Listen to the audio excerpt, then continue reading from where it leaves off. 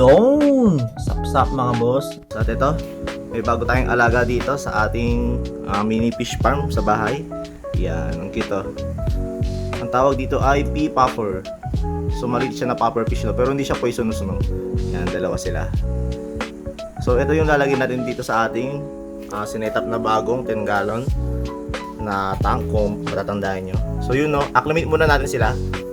Yan laging ginagawa must have pag may mga bago isda. So yun, acclimate muna ng mga at least 30 minutes, tapos mamaya pakawalan natin.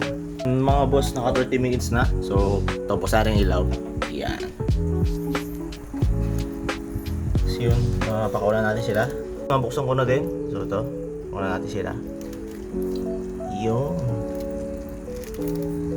Nice.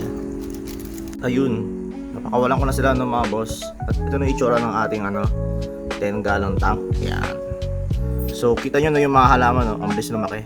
Yun, tataas na agad. At hindi lang natin sila makita no. Naiiyak pa yung nagtatago eh.